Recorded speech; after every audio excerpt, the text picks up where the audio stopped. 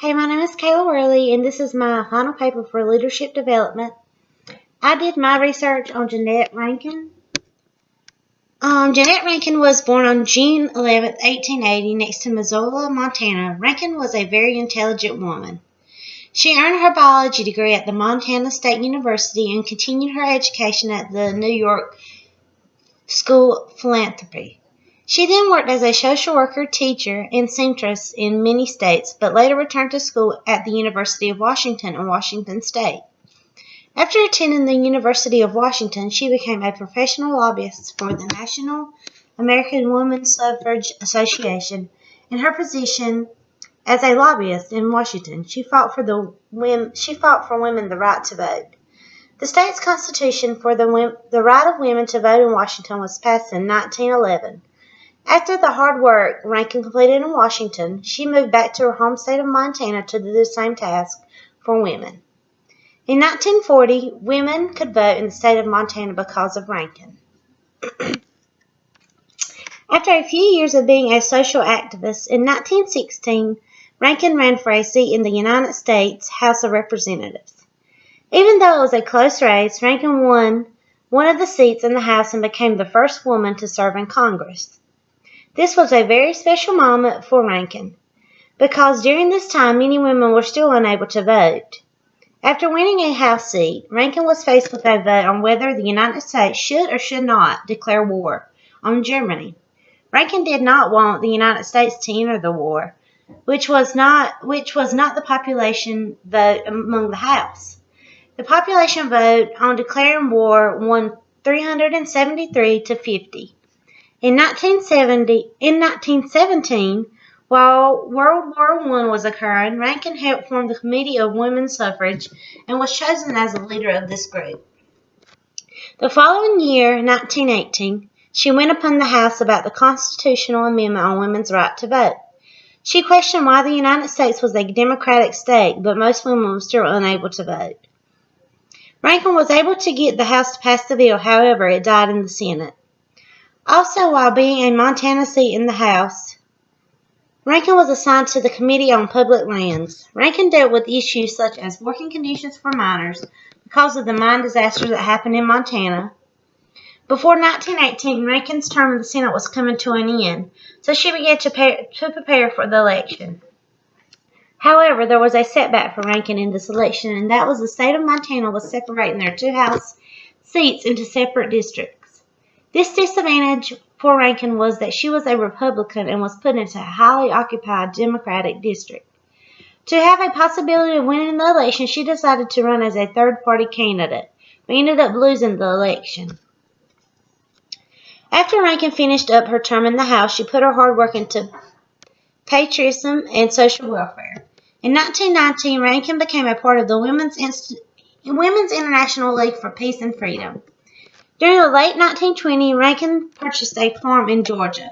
While living in Georgia, she originated the Georgia Peace Society and was very vigorous in promoting social welfare programs. Rankin was also the head lobbyist and speaker for the National Council for the Prevention of War for several years. Another thing that Rankin played a part in was the Shepard-Towner Bill and the amendment that bans child labor. In 1940, there was a war crisis in the United States which led Rankin to return to Montana. By having experience in the House, Rankin decided to run again and was able to dominate 3 candidates. Once Rankin took the seat in the House, she was faced with a similar situation about war like she was with World War I, the first time she was in Congress. Once again, Rankin did not agree on war being the solution. Instead, she offered other solutions. Also, during Rankin's second term in Congress was when Pearl Harbor occurred. Once more, Rankin did not agree on the United States going to war. Rankin was the only seat in the House to disagree and was told to either vote for the war or to abstain. After this incident, she felt like she was no longer belonged in the House because her opinions were not valued. As soon as her term came to an end in the House, she decided she did not want a place in Congress anymore. She lived the rest of her life in Montana and Georgia, still trying to make peace. In Carmel, California, on May 18, 1973, Rankin died at the age of 92. There are many reasons that I believe that Jeannette Rankin was a good leader. One concept that I've learned from this course that I know Jeannette Rankin was a good leader was that she had the 4 dimensions of emotional intelligence or leadership. As a leader, Rankin showed self-awareness, self-management, social awareness, and relationship management. One way that Rankin showed self-management as a leader was when she put her passion and motivation to accomplishing her goal of getting women the right to vote in both Washington and Montana. Another reason I can say Rankin was a good leader was the leadership style she led by.